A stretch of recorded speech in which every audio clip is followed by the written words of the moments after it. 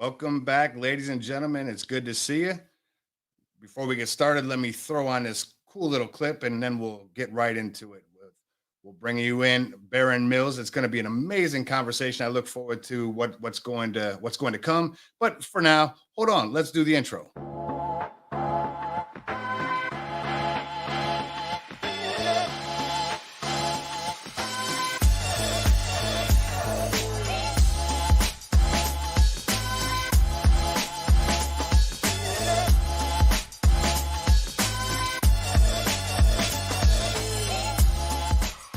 Now let's get into it on the other side.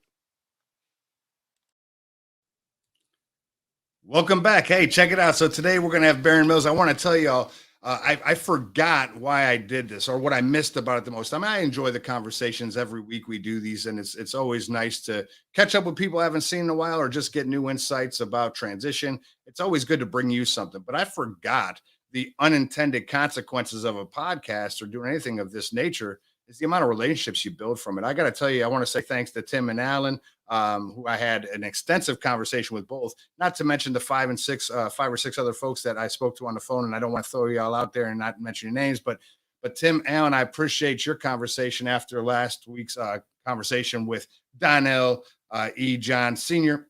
And I just want to tell you, thank you. With that being said, I want to bring in Barron. Before I do, I want to tell you just a little bit of history, right? So Barron is very known in the Tampa area. If you're a Tampa Bay business owner that's a veteran and you don't know who he is, well, now's your chance. Meet him, talk to him, link up with him on any social platform. LinkedIn, probably the best of all answers, but we'll get into that. But I'll tell you, I remember I'm a busy guy and I'm into this and I'm into that and I'm at this event, I'm at that event. And this is pre-COVID, by the way. But I remember talking to Barron on the phone. It was probably 8:30 in the morning. This was early on when I first met him. And I'd asked him about connecting him with someone for an opportunity that in Orlando, right? And he was like, well, I'm in the, what do you call it? Space Coast, which is the Melbourne area on the other side of Florida. And then I'll get back with you when I get an opportunity. Later on in the evening, it was like 6:30 p.m. and he's in Tampa, Florida, right? But on all the social platforms, I see him in Melbourne. I see him in Orlando. Now I see him in Tampa. And it's all within the course of a day. And he's in all these different events, meeting all these people, talking about veteran business, talking about transition. And he's always been someone that, since I've met him, that people want to reach out and speak to because he's very insightful. And he just gives such good information. I'm going to bring him on, but I want to tell you, he's got a bachelor's degree in chemistry, which you won't see us have those conversations because I'm not that guy, but he also has a master in program management. I'm going to read to you some of the things he's involved with because I don't want to miss it. Let him slide, right? But here's his primary role as executive director for the Florida Association of Veteran-Owned Businesses, FAVOB for short. He's also a board member with the Camaraderie Foundation, career readiness instructor with FourBlock Orlando, vice president for the Central Florida chapter of the 1st Marine Division Association, member of the Orlando Mission United Advisory Council, member of the Valencia College Business Advisory Council, and a mentor through Veterati. Barron is also a co-founder of Veterans Beer Club Orlando and Graduate of Leadership Orlando Class 1994. So without further ado, we're going to give him a round of applause as he comes in. Look at that. Here we go. Hey, Barron, I was going to introduce you and I hit the wrong button, so it just stayed to me. Hey, what's up, Barron? Hey, did you like the little, I got the little clap thing going on so you can hear the clapping. I'll take some fake audience participation. They're in my house, man. They're watching. Nice. How you doing, it's great to be brother? on with you, Jeff. Appreciate you inviting me. Man, I'm excited that you're here. I've always, I mean, through our conversations over the years, you know, you've been the plug and play guy in Tampa, in all of Florida, by the way. I mean, so it's when someone says, "Hey, Jeff, do you know anybody in the Orlando area? Do you know anybody in the Southern Florida area?" I never hesitate to throw your name out. And I know you know that because you'll get plenty of, "Hey, Barron, this is whatever intro." Because you are that level of connected. You are one of the probably most connected people that I've met since transitioning. And oh, by the way, what I didn't mention is you were in DC the following evening because I was in DC and you were just in all these places in Tampa, Orlando, Melbourne, and now you're in DC. This is a couple years back. Yeah, now. that is some pre-COVID action they were talking about there. It was bringing back. I was like, yeah, I did get around some. I haven't had trips like that in a while. I had one where I think within 3 days I was in Tampa, then Pensacola and Jacksonville back to Orlando. I had another one where I was in Tampa, down to Broward, which is near Miami, and then back up to Tampa, and then over to Orlando. So yeah, I've gotten around every now and then. But it's always awesome because it seems as though, right? So if I'm the outside looking in, because I'm not in your car with you, although I know in your car is where you can make all the phone calls up that you can before the next event. That's but true. It's productive traveling, and I think it's interesting. While people say we're busy, you tend to be busy, but in a productive ways. Because why I say that is from the outside looking in. Every time that you go somewhere intentional, when you're there, there's something happening of value. Whether it be presenting an award, a merger with something, acquisition in some way, or just another business that's involved with FAVOB or one of the other organizations that you're involved with. I just think it's amazing how much you actually impact the state of Florida veteran climate or atmosphere, as opposed to just Orlando or just Tampa. I hope I'm achieving that. I mean, that's definitely part of the goal and stuff. Some people might think because of how much I get around and I'm interactive, I'm a big introvert. I mean, I'm very heavy on the introvert side. So I don't go to those places because I just want to go hang out. I go there because I know there's something going on of value and that I can either offer or get from it. I'm one of those. I like learning. I like personal development. And we talked about that. Those car trips, you put some hours on. But yeah, that's the time to have the phone calls with folks, whether it's Veterati or something else. That's also a great time to listen to the podcast and take in, listen to some other folks that you can learn from all the time and stuff. So yeah, I don't mind road trips too much. It's usually pretty productive. Well, I appreciate your road trips, Barron, because that seems to be when I can get a hold with you. So one of the key things out of it too, right, is because Florida is it really is a diverse state. I tell everybody that. Outside of alpine skiing, there's almost any industry you can think of is here. And I'm sure there's going to be, if there isn't already in the works, some indoor, megaplex downhill skiing spot and everything. But that really does have everything. But it depends on what part of Florida you're in, right? Like Pensacola and the Panhandle is completely different than South Florida, which is different than, even like Sarasota and Naples and stuff. And then Orlando is different than Tampa, and it's every place is diverse and different. You got to understand that in order to have an impact for people and help out. No doubt. Well, I do want to make mention before we actually get into your Marine Corps career and leading up through that to transition and actually telling your story. I do find it interesting when you start talking about the state of Florida and how it's broke down into different sections and how it's vastly different, right? Obviously, Jacksonville has a huge military population. Tampa Bay has a huge military population. You go up to the Panhandle and there's some areas that have a huge military population because of installations that exist. Then you get to Orlando where they're building some things, but at the end of the day, I mean, it's just a pot of mixture of folks coming. Yeah, when we talk about veteran advocacy and programs and resources, Orlando is a tough nut to crack. And it's because, I'm in Orlando. I've been here 10 years now. I got stationed here as a Marine.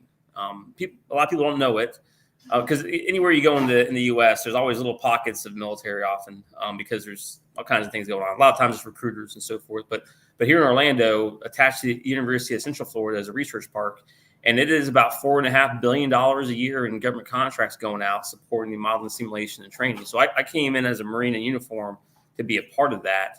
And so what I learned, so one of the things too is your mindset in the military is just completely different than as a veteran. There are things going on once you get out and become a veteran that you just had no idea about when you were serving and so forth. So it was a major learning curve for me once I got out and started looking around at what's happening or not happening. But yeah, to that point is, MacDill is, so a lot of the veterans in Tampa are there because they finished up at MacDill, and same thing with Jackson. There's not a lot of people who can finish up in Orlando because it's just, but Orlando has, within the 7 counties that make up the Orlando area, about roughly 330,000 veterans. That's a huge number. Most of those people did not finish their career. In fact, the reason they're in Orlando is one of the 2 reasons. Usually they grew up there or their spouse grew up there and they want to go back, or they just were like, hey, sounds like a good place to go. Let's go check it out. And hopefully I'll work for the mouse or something like that and stuff, Of course. Disney's right around the corner. All right. Well, let's jump into your career real quick before we do. Shout out Donnell. Looking forward to seeing you next week as well. I can't wait till he gets down here, and I'm sure, Barron, you'll be over here, so that gives me an opportunity. That's a tough point in my schedule. I'm not sure I'll be able to make it over there, but I wish you guys all the luck if I can. It's all right. I will be here for you, and it's all good. And Florida is the Southern New York. It is, and I'm happy for that. By the way, if you haven't seen over my shoulder, right? Anyhow, all right, Barron. So check this out, man. You're born to a Army officer. Your father is in the Army. And he does this thing, and you decide, Dad, I'm going to one up you, and I'm going to join the Marine Corps. No, I'm just kidding. Hey, do me a favor and bring it down. How the entrance into the military, and let's kind of go over a little bit of your actual backstory within the military itself. But give me a how did you get into it, and then kind of walk me through your career. Yeah. So I'm first and foremost, I'm a product of Top Gun. Absolutely, getting into the military. I was, my dad being Army officer, I was exposed to, calling on tanks and Jeeps and stuff growing up and everything. But I was going to be a truck driver at one point. I was going to be, obstetrician. Another point, I was going to be a nuclear scientist. And then I saw Top Gun, and I was like, that's what I want to do. So for the next years, I wanted to become a pilot. And actually, it was focusing on the Air Force. And then it was in high school, and I realized I couldn't really see well, which back then you couldn't get the LASIK and other stuff that would count towards you. So, but I want to also go to a military college. So so along with being brought in by Top Gun, then I'm also an Academy reject. And I tried to get into West Point, Annapolis. I didn't stack up well enough, and didn't get in. But I finished up my high school in Virginia, and so the Virginia Military Institute was right there in state. So in-state tuition is always nice. Military environment, which is what I wanted. And then, I took AP chemistry in high school and did okay. And they offered me a small scholarship for that. So took chemistry in college.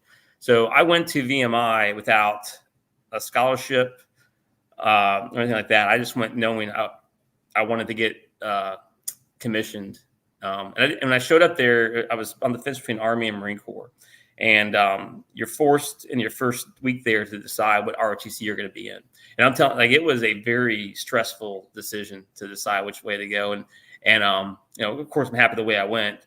But my thinking was, hey, I've been exposed to Army a lot. The Marine Corps seems to be, different. Let me go after that. And once I got into the Marine Corps, environment, I loved it. I loved my time at VMI. I loved the Marine Corps piece. And then I lucked out, and I got a 2-year scholarship halfway through my time there. So you say I had a chemistry degree. I couldn't tell you anything about chemistry outside of H2O and whatever I pulled it out of a chemistry book off the shelf. I got the H2O part, Barron. I got that one, man. Chemistry was, funny enough, was the easiest degree for me to get in college because I only had to take one year of English, which I despised English. I'm not good at figuring out why that poem, why the author wanted you to figure out what the poem says or why that picture, what it's supposed to mean. I don't tell me. I'm looking at it. If I like it, I like it, but I don't know what it's supposed to mean and stuff. And then even though I lived overseas for part of my life, I never was good at foreign languages. So chemistry majors had no requirement to take a foreign language. So 1 year of English, no foreign language, a little bit of a scholarship out of that for me. So I got a chemistry degree, so I get a commission. And then I went into the Marine Corps and served 20 years as an infantry officer, which means I did a lot of different stuff over 20 years. So when you got in, did you think that 20 years was going to be what it was going to be, or did you play it by ear? I mean, I know that there's some folks that I've talked to that have been hell bent on they're going to do 20 years. That's it. Yeah. But for you, how was it for you? Was it a trial and error? So my dad had done 30 years in the Army, or was on his way to doing 30. Right, he was Army colonel. So I came into the Marine Corps. I was going to do 30 also. It's no brainer. I had another uncle who was a career officer in the Army, and another uncle who was a career officer in the Marine Corps. And there's a lot of military in my family and stuff. So military career was definitely that's what I was going to do. I remember growing up in a couple times that we didn't live on a post. We lived out in the civilian community, and I didn't understand what other kids' parents did. I was like, how do they make a living? Because I just know my dad's in the Army, and that's how you make a living in life and stuff, Sure. So yeah, when then I was ready to do the full 20, and I came in 96, right? So I came in when tip of the spear were a handful of battalions or little debts being sent around the world, whether it was part of a Marine Experience unit or some other, security cooperation type stuff. There wasn't a lot going on in the world then and stuff like there is now and everything. So it was mainly training and being ready for what's going to come next, possibly. And what was your job? What were you commissioned as a Marine Corps officer? But what was your? Yeah, infantry. So in the Army, you can be armor, artillery,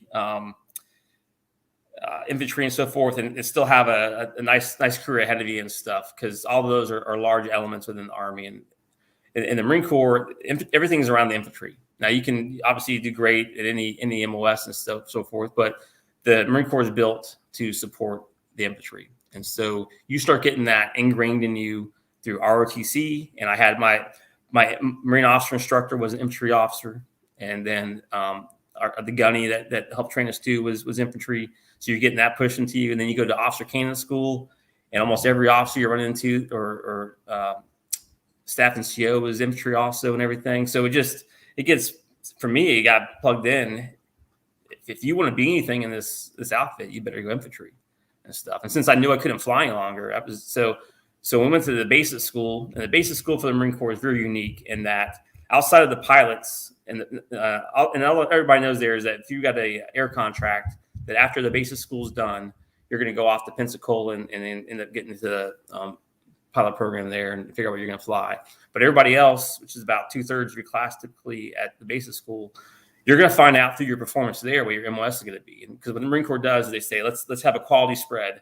We want to have part of the top third, middle third, and bottom third of each class spread amongst our MOSs. So the one MOS is stacked up with, the best performers and so forth. Right. Sure. And there are people who play the game. They're like, oh, I need to drop down. I need to drop down to be right in the top of the second, third. That way I get first dibs when it's my turn around. So I was able to get infantry slot out of my TBS class and go to infantry officer course after that. And I did all the typical stuff you do for the most part as an infantry officer, platoon commander in Camp Lejeune.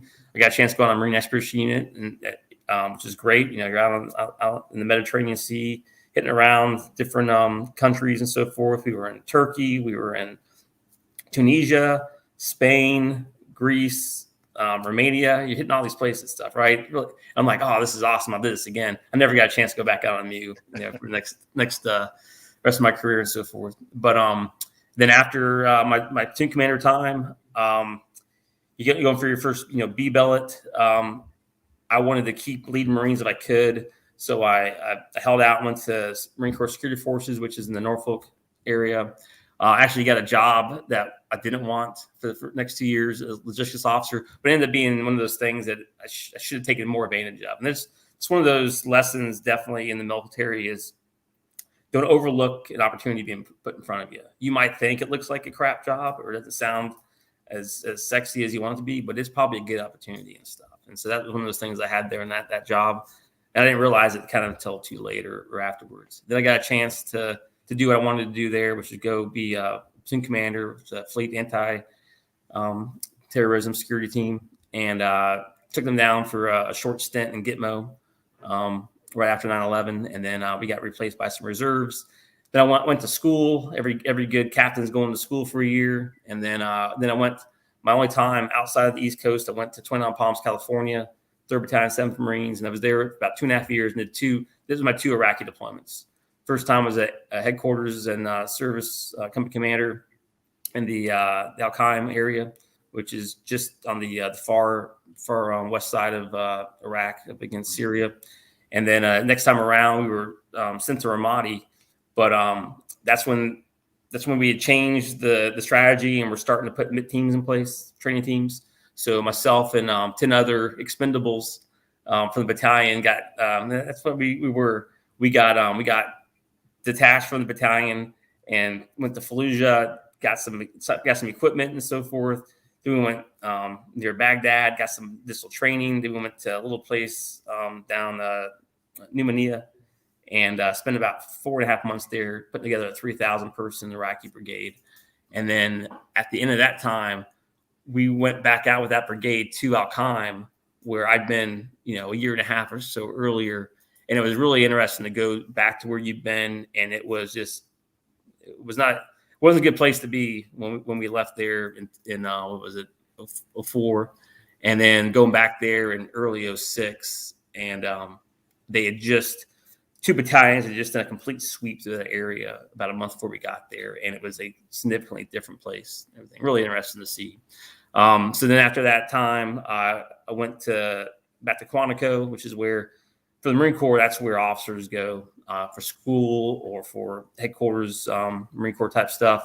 So I went back there, did a short stint as a company commander, officer candidate school, and then went to Weapons Training Battalion, which is where, for the Marine Corps, where our lead sniper school is. It's where we train lieutenants how to shoot rifles and pistols.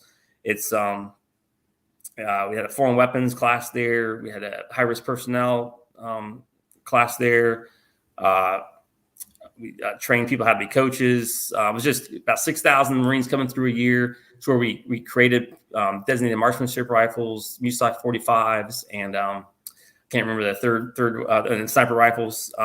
Just a really unique experience in that role. I was a part of the training community, as a part of the advocate community, as a part of the systems command community. I got exposed to how the Marine Corps kind of runs and works, and started to see things at the top level, and then how you got to have a champion for an issue, and you got to like socialize it up. It's never as easy as you think it is at lower ranks and stuff. And then after 3 years there, I went to Camp Lejeune. I got if you're a combat arms person and everybody's going for command, you want to get command, right? And so for most of us, that means either getting a battalion operations officer or battalion XO role to give you that, checking the box before you can be looked at for command. So I'd already missed the little window for battalion operations officer. And so the commander I had with me, Weapons Training Battalion in Quantico, he put in a good word for me to get an XO job down in Lejeune. Well, so I got the role I wanted to, and unfortunately I got with the wrong guy. And every once in a while in the military, maybe more than every once in a while, some people don't get together well or aren't meant to fit together well. So I was with the wrong battalion commander. 5.5 months later, he fired me, which career-wise, that means you're done. Personal, it felt great. I didn't know how I was going to go on working for this individual. I felt terrible about the Marines that I was, leaving in the battalion, but it gave me like this personal peace that I hadn't experienced for months at that point. So then I'm kind of like, you dead man walking then and stuff, went over to, I got put into the regimental staff for 2nd Marines. We went over to Afghanistan for a year, and I split time in first Delaram, which is the district we were in. And then I got sent to Leatherneck, which was the main Marine Corps base in Helmand, and I spent 6 months there as liaison. So I got a chance to see Afghanistan and some of its glory as well. And then after that, I came back. So I come back stateside, and I'm getting ready to hit my 15-year mark, and I know I'm pretty much done at 20. Chances of me getting promoted from major lieutenant colonel after, not making it through a battalion XO gig, pretty slim. Every once in a while it happens, but pretty slim. And so I'm taking input that people have given me, things I've learned about in the Marine Corps, and I'm like, okay, I got to find something that's going to help me do whatever is going to come next. And acquisitions is one of those realms that probably the 2 biggest things in the military are recruiting and acquisitions that have a very easy flow from the military world to civilian world. And so there's this little command called Program Manager Training Systems in Orlando. It's like 10 Marines tops, bunch of 100 some civilians and 10 Marines or so. And I said, I want to go there. My monitor's like, nope, nobody ever goes there. It's always a gap billet. And I just kind of waited, and the colonel who was in charge there, he bitched enough that eventually I called it the right day and was told, no, you won't believe this. I got to send some IP and traces. Do you want it? And I was like, give me a day to think about it. But I did. And I went down, and I'm glad I did, because it just exposed me to, exposed me to Florida. I mean, I've been to Orlando a few times. And that was one of the things too, is I've been down with my family to Disney World multiple times by that point. This is 2011. And, the first thing, like, where do you work? Like, all I know about is Disney and Universal. And he's like, you're going to work over at UCF. What's that? the University of Central Florida. What's that? Well, it's only the second largest university in the country and stuff, right? But it's, Orlando is one of those places that's so kind of vast and expansive. There's all kinds of things going on nobody knows about. And there's the tourist area, and there's a lot of other stuff. So I worked in the UCF Research Park for 3 years, and I thought, because by the time my 3 years were done there, I thought that's it. They're going to leave me here for like the last 22 months I got until I hit 20 years. And nope, that's not the way it works. Somebody down in Miami from Marine Forces South was now they were bitching and saying, we need to have a major down here to take care of some things. And here's Mills. He's very expendable because it's not a job that anybody else needs to go to that has a future ahead of them. So we'll send Mills down.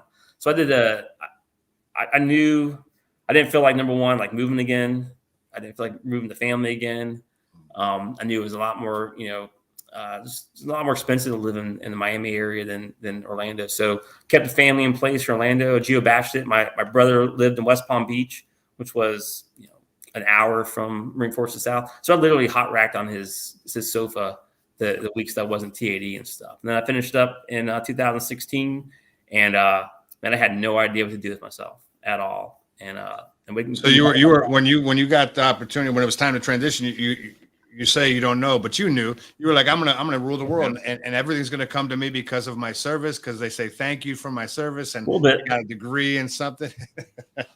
Being facetious. Right. So some things we'll hopefully talk about here, all the great programs and resources that I had no idea about when I was getting out. And so part of that is, I don't know all the exact timeline and stuff, but it was about a decade or so ago, I think, that a lot of these programs and resources started popping up. But it takes time for really good programs to get traction.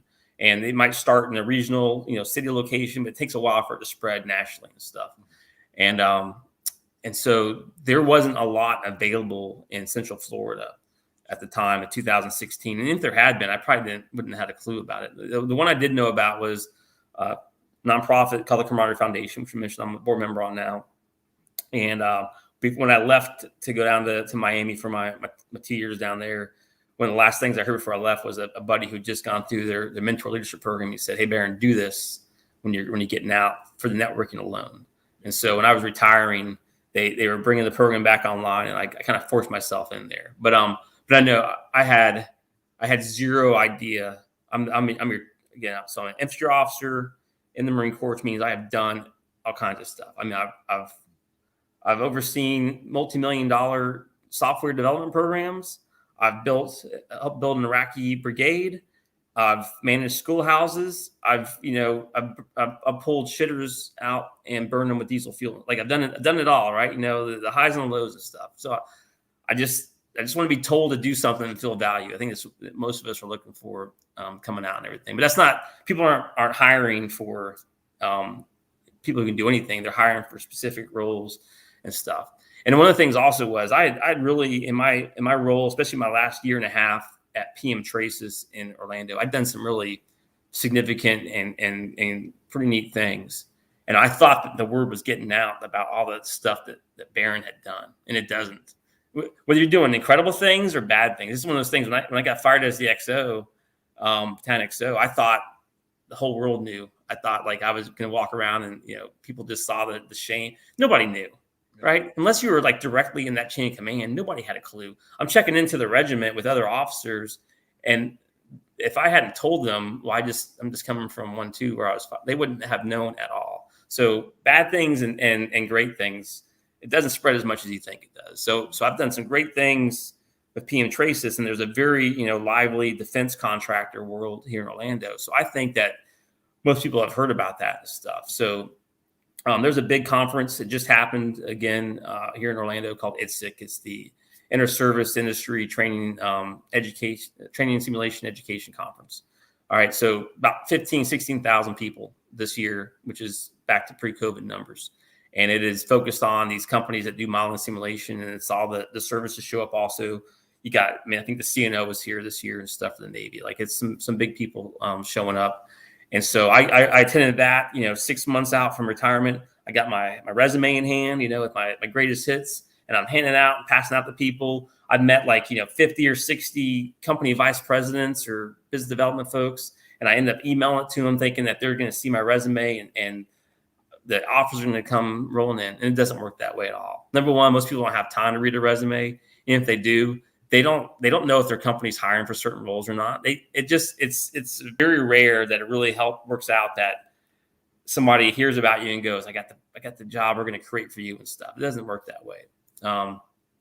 But I didn't know that. I hadn't gone through. All I'd gone through was a transition workshop in Quantico, where they told me about how to access my benefits and how to get a government job. They didn't tell me how to get a real job and that kind of stuff. I did a resume that nobody gave me any feedback on. I did my one of the good things that came out of the transition workshop was my my financial worksheet, because I actually figured out what my delta was going to be. After I figured out what I was going to be getting for my retirement and stuff. But I handed that in and still got zero feedback on it. So I'm like, I'm doing all this work, and you guys aren't even telling me if I'm even close. I think one of the thing, and I know that the program apparently has gone through a little bit of an overhaul. I don't know if it's any better or not. But one of the things, I think it was at the end of day one, there's like an hour class on resilience, and it was a pretty good lead up class, I thought. And the guy gets up there and he like puts up like 24 events in life, stressful events in life. There's divorce and change in location, change in job, all this stuff. And he's like, hey, when you get out of the military, probably anywhere between like 5 to 10 of these are going to hit you at once. And I'm like, it's like first time, I'm like, wake up call, I'm like, holy crap, this is a shit show getting ready to come. And then, so I'm like, I'm there with my notebook. I'm like, okay, tell me how to handle this. And that's it. He was done. He was like, hey, stand by for crap in your life. Yeah.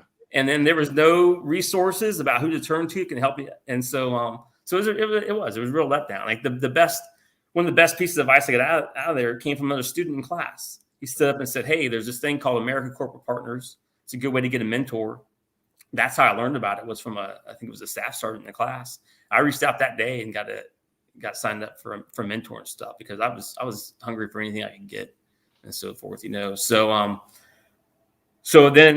I got myself in this modeling and simulation, community in Orlando, and UCF has one of the few master's and PhD programs in modeling and simulation in the country. And so I got this GI Bill that I need to end up using. I got no idea what to do myself. I like going to school, so I start pursuing getting into the PhD program there at UCF. I meet with the college admin folks. I go and take my GRE and do good enough on that, amazingly, to qualify for grad school. And then as it's getting closer, and I'm just completely resisting the idea that I got to get out of the Marine Corps. I mean, I love being a Marine and stuff, and I felt like I had so much more to give. And so I'm kind of like hoping that the last minute there's going to be a reprieve. I'm like, hey, Barron, we're just kidding. We're going to keep you on a couple more years and stuff. But that didn't happen. They're like, hey, get out of here. It's time for somebody else. So one of the things I did do a bad job was I kind of held on. And I was retiring at the end of May. And I probably, March is when I stopped doing any real effort there. But that was even too late. I should have gotten rid of that stuff sooner. I should have been focusing on me a lot sooner, because that's how this has to happen. And so I'm literally, and I start realizing, so as I'm approaching my retirement date in the end of May, and I'm kind of going about, the only thing I had left to do for the PhD was I needed to basically become best buddies with one of the faculty who would say, yeah, I think Barron's got some good ideas here. We should bring him in so we can go after this. And then it set in. I'm like, holy crap, you're really poor as a PhD student. Like, unless you just somehow rake in all these different grants, you don't see money as a PhD student and stuff, really. And what I was going to get out of the GI Bill was not going to be that much compared to what I needed. And so I was like, oh man. So literally so I hadn't applied to a single job. I had sent my resume out, like I said, to people who did nothing with it, as far as I could tell, and stuff. And then literally within a week of retirement, give or take, I got 3 calls. One was from a retired Navy captain who had just gotten out recently as well, who had bought into a consulting firm and knew what I knew about modeling simulation and thought maybe I could be a good addition. So we say, hey, let's talk. A second was for a really a visual arts company that provides a lot of technology and stuff to model and simulation. It was the guy who's a program manager here in Orlando had been a previous contractor on a program I ran, so he knew what I could do. And so we said, hey, I gotta have a deputy. Are you interested? I said, sure. And then the third was PM Traces. So a lot of these commands, especially acquisition commands these days, but all the big commands, they have contracts that bring on additional help, right? You got your military, you got your government civilians, then you have your government contractors. And so PM Traces had a contract that usually was every 4 or 5 years that brought on, 50, 60 more people to help help them do cost analysis, help them do engineering effort, logistics, that kind of stuff.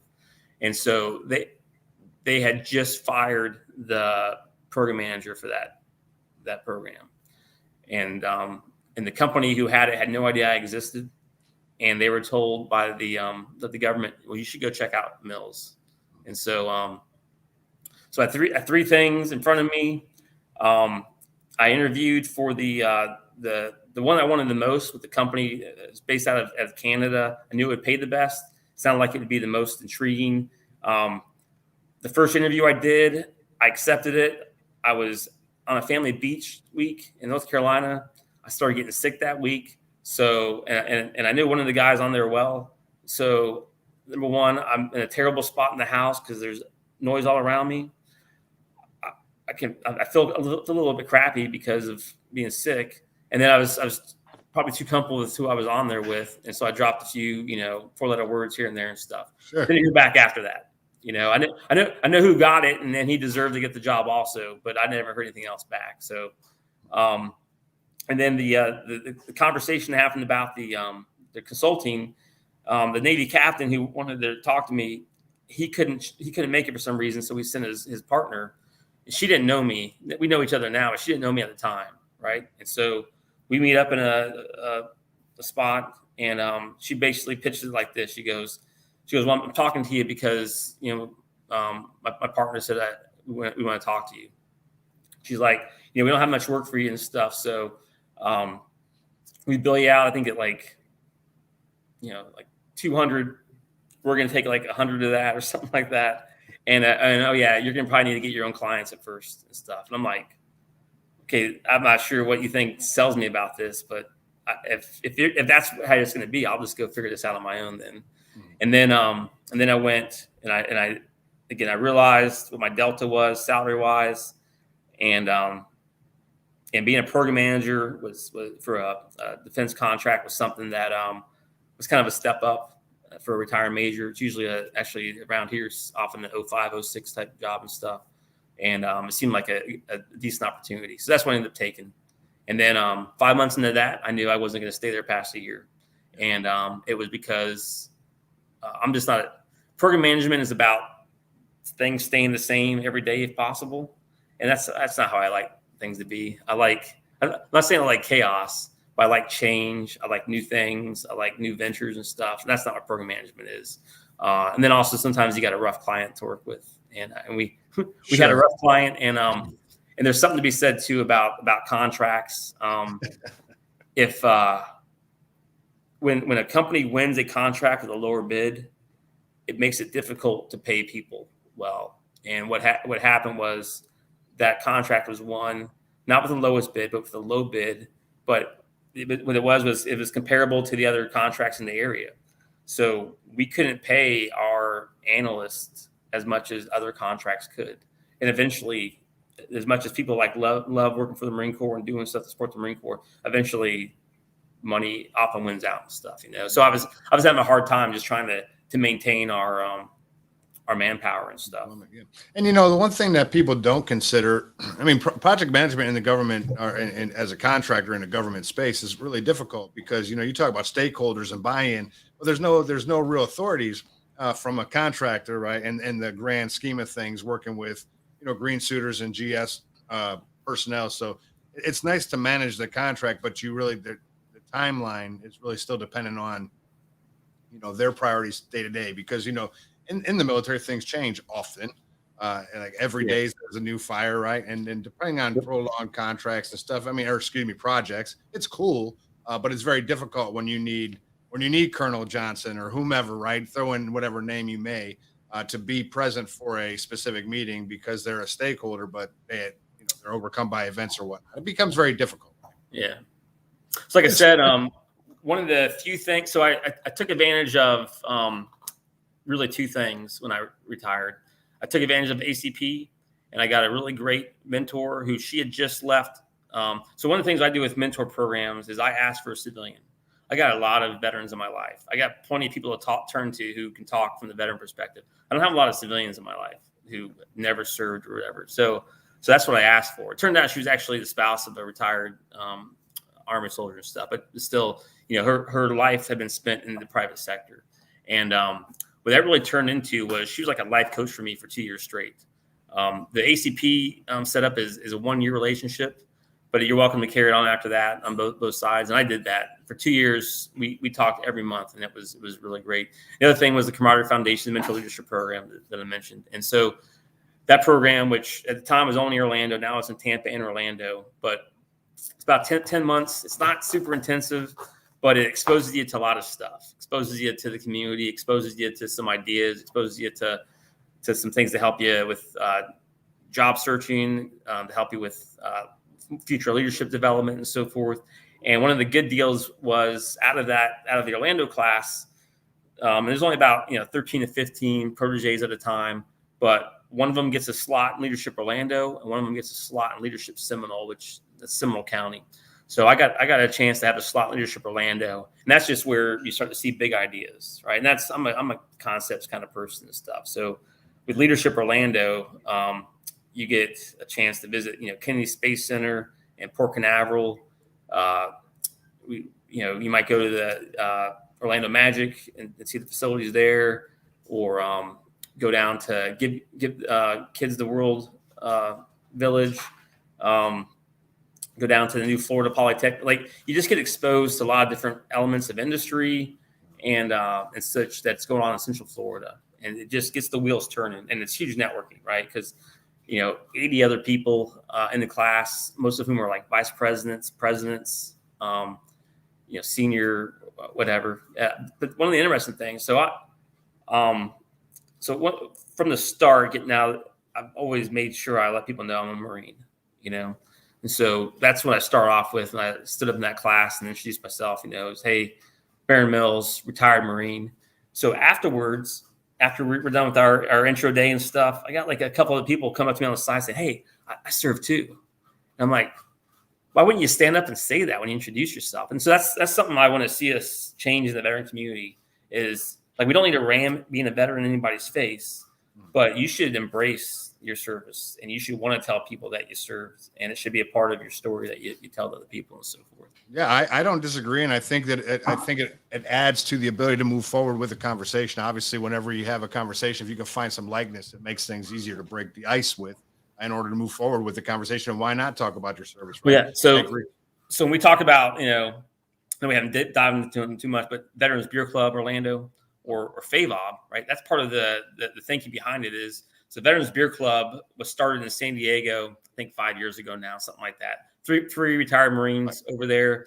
And so that's the reason I helped start it here in Orlando was I was going to events put on by AUSA, Navy League, and others. And they're good little like networking events, but it's very business development and defense government focused. What if I want to get a job at Disney or with, OUC or Advent Health? Like, how do I run into those people? So there was nothing that was actually focused on veteran networking. And so I come across on LinkedIn these guys doing Veterans Beer Club. It's not about beer, it's about networking. They're just like, they gave it the name Veterans Beer Club because they based their meetups around breweries in the San Diego area. So I pitched the idea to some others, and they were like, hey, sounds great, but I realized they weren't going to be doing much to help me out. So I kind of sat on it for a few months. And then Brian Clark, Army vet, he goes on a little rant one day on LinkedIn. And he's like, this is like early 2018, I think. And he says, 18. And he's like, why isn't anybody doing anything for veterans in Orlando and stuff? I'm like, well, you're kind of right. You're kind of wrong and stuff. But hey, let's meet up. So we met up at a Starbucks. I explained to him the concept, and he went off to the races. And we've had a few, last year during COVID, we had about 6 or 7 months where we didn't meet. But outside of that time, come this April 2022, that'll be 4 straight years of us having a monthly meetup where we give an opportunity for veterans, spouses, transition military, patriots to meet up, learn who each other is. And that's one of the key things for why we want to do it here in Orlando is there is no base to go learn about stuff, run into people on in Orlando and stuff. There's a 14, acre naval support activity. You're not allowed on there and stuff, Yep. So we needed something to allow our community to start running into each other for professional opportunities. And that can be not just finding a better job, but that can be maybe starting your own business or volunteer efforts and so forth. So one of the idea there we're talking about is if I know that almost everybody else showing up here is a veteran or military, like I don't have to worry about stumbling over. What do I say to them? Like you just start talking right away, and there's immediate trust and understanding, and then you can really get into what needs to be discussed and so forth. Hey, so real quick question, because I had a few when I first started my podcast, I had Phil Kendro on my podcast. One of the godfathers, yes. And I believe, and that's what I remember having him on, and he talked about in San Diego, the beer club. And I actually had an opportunity to get out there, and he actually flies planes. So we didn't get a chance because he had some flying time, but I wanted to link up with him out there. But nonetheless, it's interesting because as you're talking about the beer club, I remember him starting it out in San Diego, but yeah, great guy, great mission. Right. And I think that when you provide a place, and whether it's alcohol related or not, I mean, we have some meetups here as well, and whether it be at the Brick House. I mean, there's a couple networking groups, veteran groups, and it's not about getting just a better job, although it does happen from time to time and actually pretty often. But it allows for the thought process, just like you said, and to come out your mouth without having to concern yourself, especially for someone maybe that's a little bit more introverted like Barron. Because, it is funny because Russ Barnes as well as I do. I think I use Russ's name regularly because he and I, we went to the same networking events, yet and still I'd see Russ in a place and I'd see myself in the middle, right? Because I'm the extrovert that jumps through stuff. But nonetheless, man, I love the fact that you did. Now, let me ask you a question. I want to talk about FAVOB real quick because of the idea of it all. The Florida Association for Veteran-Owned Businesses. I know that the goal is for veteran-owned businesses or disabled veteran businesses to kind of raise the awareness from a county, city, state level. So it's not just in the backyard, but it's grown so big. I mean, I remember Barron, you had made mention of FAVOB. I think I want to give you an accurate date, but I'm not going to because I just remember this conversation at a Bunker Labs thing you and I were at, or a Action Zone thing in Tampa. Yeah. And I think it was maybe 3.5 or 4 years ago. And you had made mention of FAVOB as a conversation, as an idea. And then it just started picking up. And then what you've done in our community for the state of Florida has been phenomenal. So if you could just give us an overview of what FAVOB does, where you're at with it, and what is the benefit of it? Because I think, if I'm not mistaken, this is something that if replicated from in a state like Alabama, New Jersey, Mississippi, these are things that are very beneficial to the veteran-owned businesses of those states. So give us a little bit of it is. And the reality is there are other similar organizations in other states. The guy, Jeff Cantor, retired Army colonel who's up in New Jersey, he's got the New Jersey Veterans Chamber of Commerce. He started bringing us together. So every month we get on a Zoom call together, those that can show up. We talk about what we're doing because that's part of the goal here is to have a coalition of state organizations. So like I didn't start FAVOB. I know some people I think sometimes think that, no, I'm just a guy who jumped in and said, I'll help with this thing because I see the value in it. So Michael Waldrop, who's also co-founder of the Camaraderie Foundation, roughly 9 years ago. So Michael's a Army veteran, Purple Heart recipient from Afghanistan, and started his own construction company, right? And ran into enough, problems that his thinking was, why aren't more veteran-owned businesses? Why aren't we aligned, helping each other out? Like, there's enough Like this could be easier if we band together and stuff. And so he found like 100 veteran businesses in the Orlando area and wrote them all a letter and said, hey, I'm going to have lunch on this date. I think we should band together. If you're interested, show up. And I think 15, 20, something like that showed up. And he gave the pitch, and FourBlock was born there.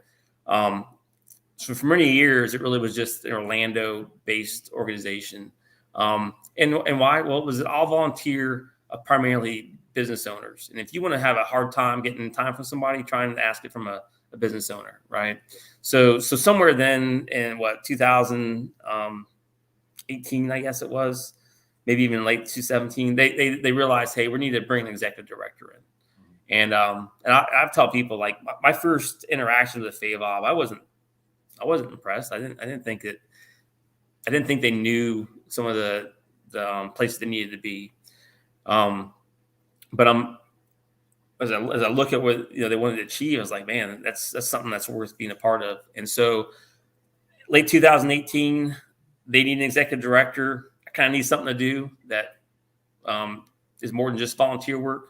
So we came to an agreement, and I came on in March of 19 as the executive director. And at the time, we were a Orlando and Space Coast chapter.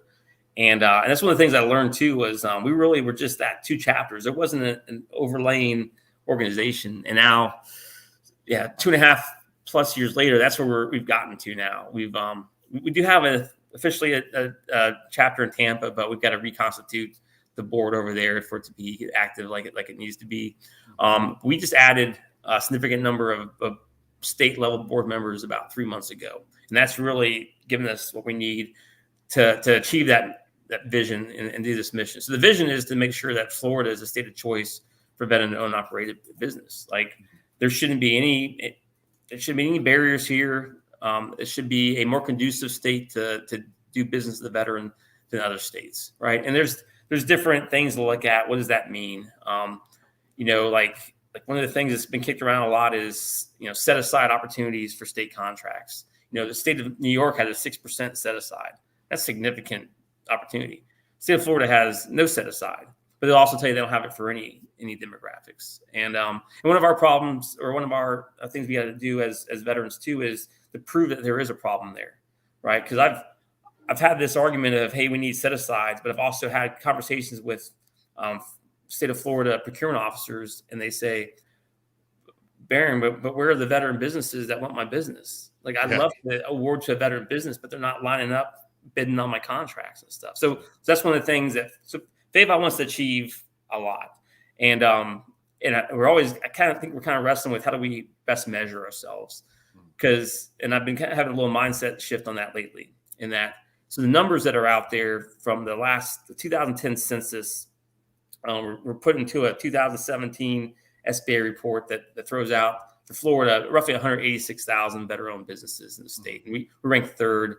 Like usually in veteran stuff, it goes California first, and then Texas, and then us. So we were third on that.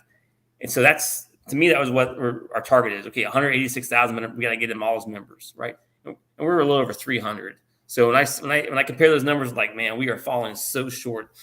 But we need to be comparing ourselves against our other chambers, other trade associations in the state, because 300 members is a significant number for most organizations. And so I think one of the things we want to achieve here is also ensuring that Florida understands the economic impact and importance of having veterans in the state and what we can do. And if we band together, because we have an organization that's 500, 1,000, eventually we'll be the biggest organization in the state. There'll be nobody who can even come close to what FourBlock is doing, both at a local level for chapters or state level against the other organization. Wouldn't we like veterans to have the biggest leverage in the state? Not to run things, but to make sure things are fair for everybody and on a level playing field and stuff. So we have that opportunity. Let me ask you a question from an education perspective, right? So, and I'll use me as a businessman, right? So my lack of knowledge from business. I mean, I can read some books, I can do some things, and I'm just trying to get someone to purchase my service, right? That's what I think that's what a lot of business owners are doing, is just finding someone to purchase their product or service. And with you guys, even in our short conversations that we've had in the past, I'm very aware of what you're doing. And more importantly, I'm aware that these things exist because of conversation with you. But if I don't think if I had these conversations with you in the past, that I would know. So I think that not everybody that actually does something understands that their service or product is sellable to a government entity in some sense. So understanding that why people aren't in line is just based on the fact that they're just trying to find someone to buy their product. Yeah, I think sometimes there is a misnomer, and it's on FAVOB's fault for past years that we're focused on just state contract opportunities. That's not what we're focused on. Sure. But there is an education that needs to be had with all small businesses, particularly veteran small businesses, that there's an opportunity there you're probably overlooking because of that. Counties, the state, federal government, they need everything. And when I say everything, I mean they need, everybody knows, toilet paper and paper. They need people to come in and manage their IRA benefits programs and stuff. They need people to come in and do marketing. Like anything that you can think of, there is a contract being put out every now and then for it and so forth.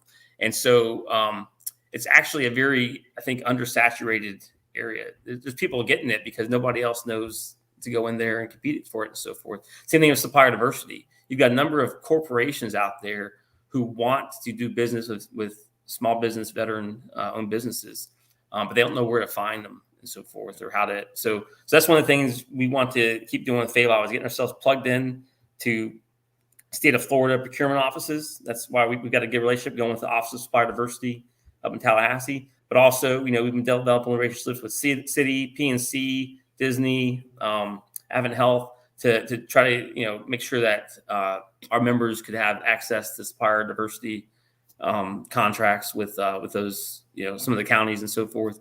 But so what if you don't want to do business with the government? That's fine. You want to do business with other businesses or consumers. So where do I find those veteran businesses that I can buy from?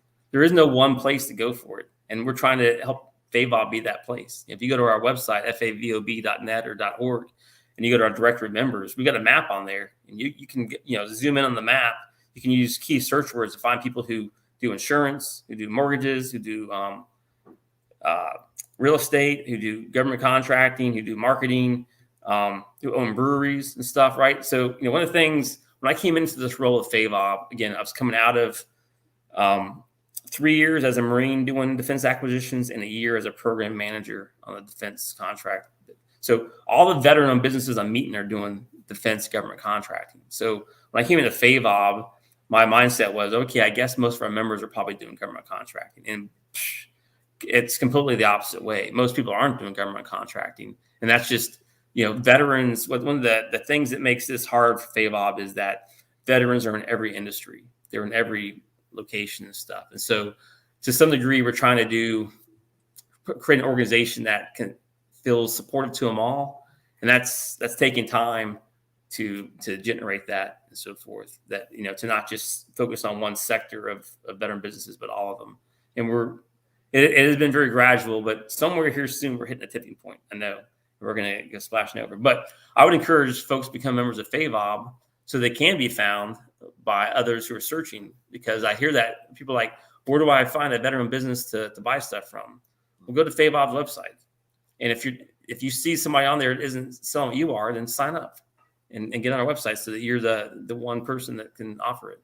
I'm absolutely amazed. And I like supporting veteran things. That's why I support transition. I mean, all this stuff. I enjoy that. But I'd say I'd be amazed. So I live out in Sun City Center area, out in Ruskin. So Sun City Center it's a retirement community, and there are plenty of people that have served in over the years in that community. I mean, truly, it's probably over 65% of the people have served at some point.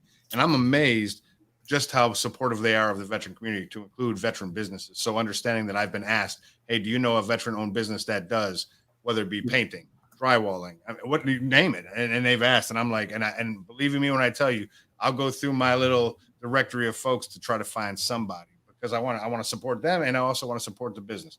All right, check this out, Barron. I'm going to ask you a question. So you have an opportunity right now.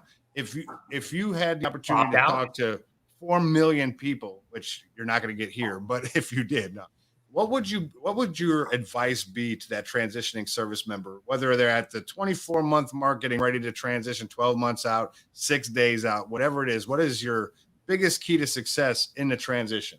Yeah, it's having two things: a mentor, mentors, and networking. I mean, that's the key to all of it. You can have the greatest resume in the world written up, and it's not going to get you anywhere, because that dream job you're going after is already going to this girl or guy over here because of the networking they've done, because they're a known commodity to somebody. So you need mentoring to help you learn things you don't know about, and to give you access to people you can get access to on your own.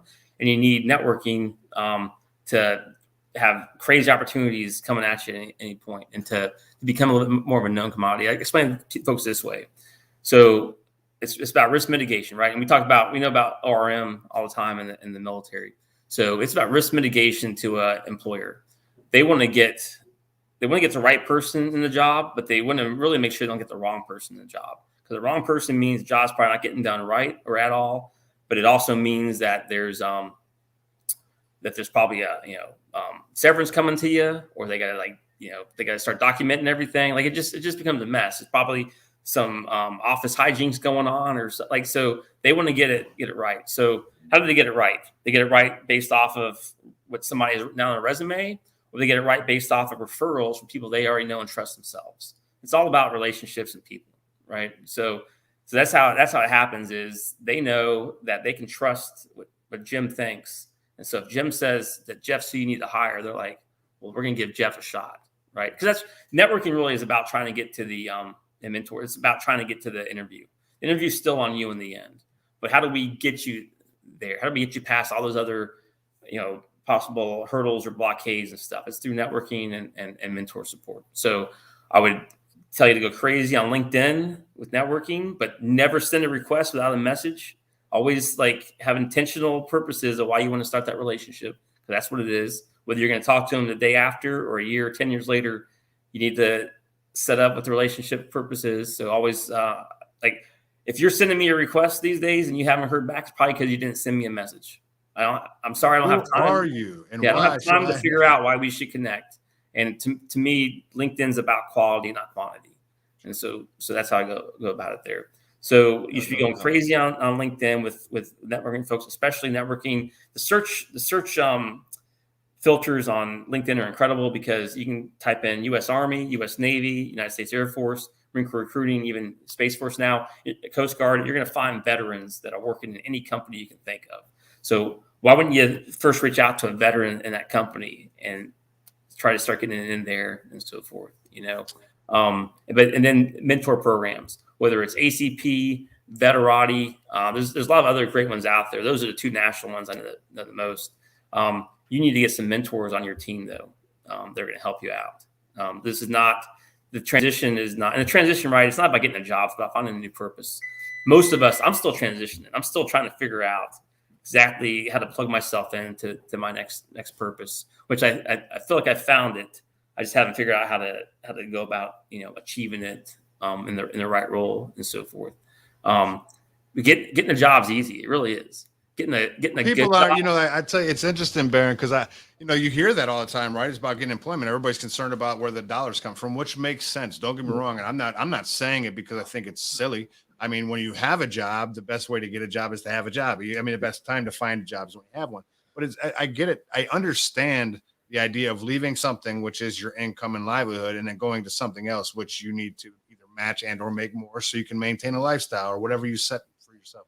But I think it's interesting that initially it's a job. I need a job. And that's where everybody goes. I don't know what I'm going to do. I got to figure out what I'm going to do. And then they do. And then they realize that it's far more, the transition itself to me, and just like you said, is far more than employment. I mean, the difference of what is my purpose, the difference of I really don't have to go to work today. I mean, there's different things that come through your head as you're going through, as opposed to when you're in the military. You're just doing what you do. You love it. I love the Army. There's not a single thing that I'd say bad about it. Even with people showing me facts that it's bad, I don't care. I still loved it. But nonetheless, upon exiting, I was never concerned. I was a little bit different than most, knowing that I wanted to do, but I was willing to do what I had to do, meaning I'll sell trucks, I'll sell cars. I don't care. I'll do it as long as my family's good in the meantime while trying to find something else. But Yeah, man. I've been retired now since well, April 28th. It will be my 5th year this upcoming April.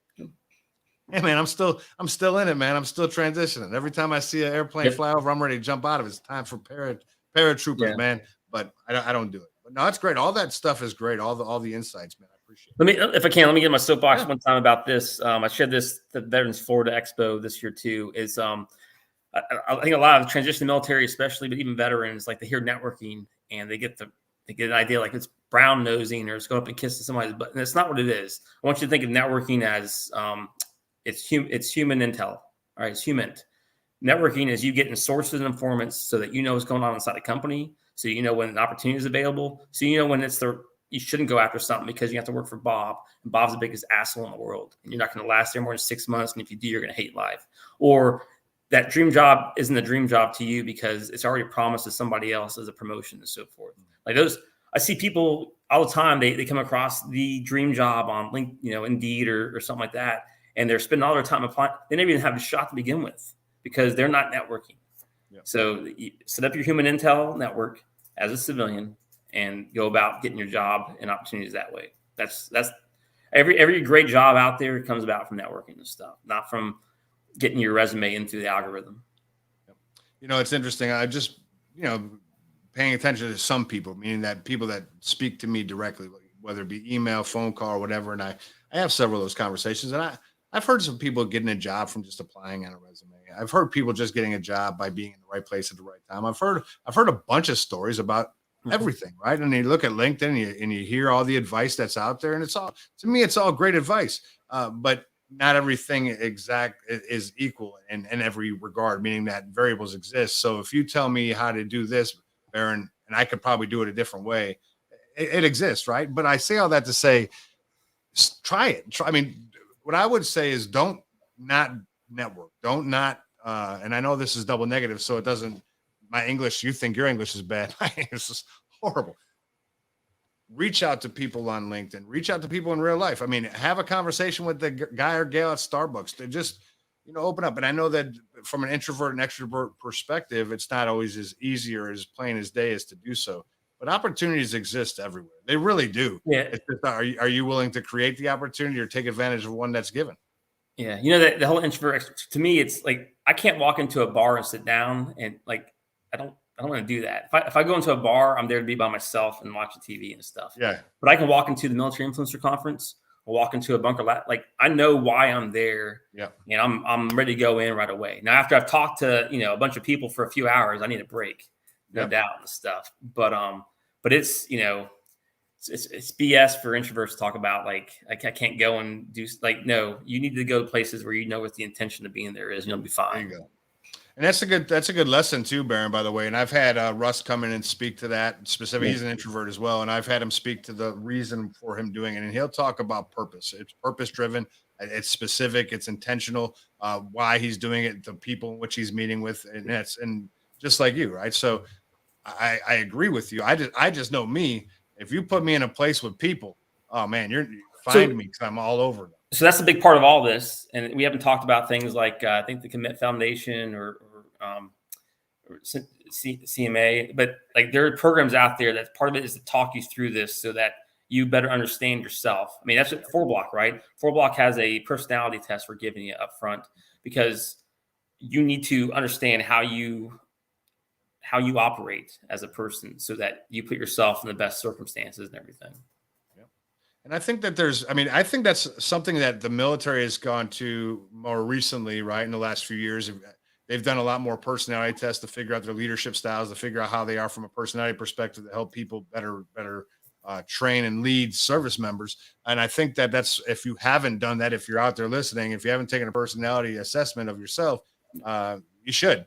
Because it's very helpful to figure out where you may or may not fit somewhere and why you're struggling at certain things. Then you can focus on those and get a little bit better, and or just find places where you can fit a little bit. No, it's really. I think it's useful to have it because you can find free personality tests online, really easy to take. It's just 20, 30 questions, you're done.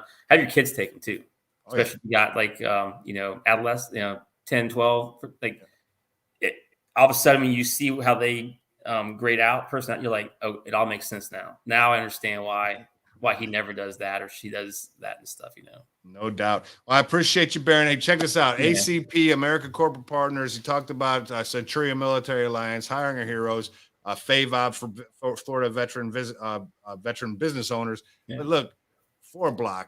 There's a million organizations. Hire Military. Look, the USO Pathfinder course for all you LinkedIn folks. Michael Quinn's having another masterclass. Join that. It's beneficial. There's a million things happening in the veteran space for transition and service members. Like Barron said, he had to hear about ACP from a staff sergeant in a room with him. I'll tell you, FourBlock is getting the same level of conversation. It's becoming, these are programs are becoming more popular because they're being talked about on the social media aspect. They need to be on installations a little bit more, right? Because people need to be aware that it's in the uniform. Senior leaders right now, sergeants major, chief master sergeants, master chiefs, y'all need to listen to this because your service members need this stuff. These organizations are out there. It's a lot of them, but they're out there doing, they're doing God's work. They're taking care of the transition service members so they're prepared on the way out the door. I love them all. I mean, listen, I put a post out on LinkedIn. Barron, I saw you had made mention of ACP on it, but the Leader Training Institute with Annie Brock. That's a great organization. There's just a lot of things are out there, and doing great things. So take advantage of them. Yeah, some of the stuff's national, some of it's just regional or city specific. You got to start doing your research. But if you think there's not enough help out there, then you're doing nothing to look, because you should be overwhelmed by the amount of choices and wondering, how do I sort through all these different options? No doubt. And if you're not doing, look, bottom line is they're there. So we hear people, I'll watch people say negative things about the availability of resources, yet and still they haven't done the research to find out which ones exist, or the noise is just too much, so they just block it all out. But they're out there. Veterati's are great. All the things that Barron made mention, they're great organizations, and I truly have loved them. I just the mission in and of itself. The idea of ACP and Veterati and FourBlock, they're great organizations that don't charge the member $1.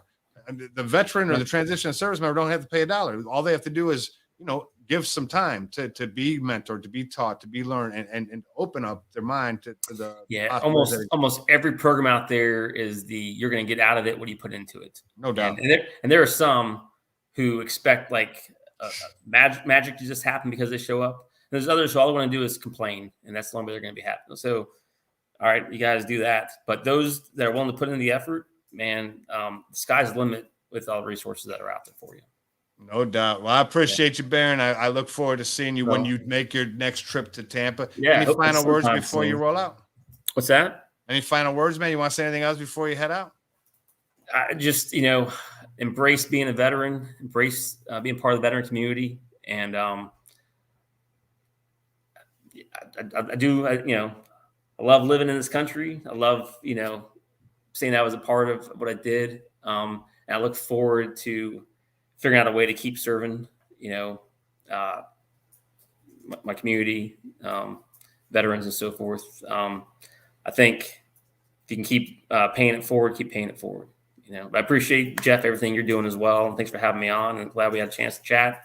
And hopefully we'll see each other in person sometime soon. Yeah, you got to get over here, man. I can't stand the traffic on 4 over there. I don't go to Orlando, man. I had to go to Lakeland for something this weekend. It's terrible. I'll go to Lakeland. I don't mind Lakeland. I'll take that ride. I got a back road right here outside of my house. I'll take it.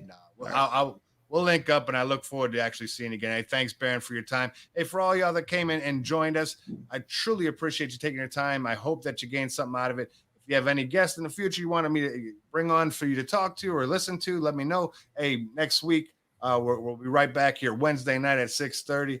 I'll do a whole announcement in the next couple of days with social media. But hey, again, Barron, thank you so much. And I look forward to talking to you and the rest of y'all. We'll see you next time on the other side. All right. Thanks.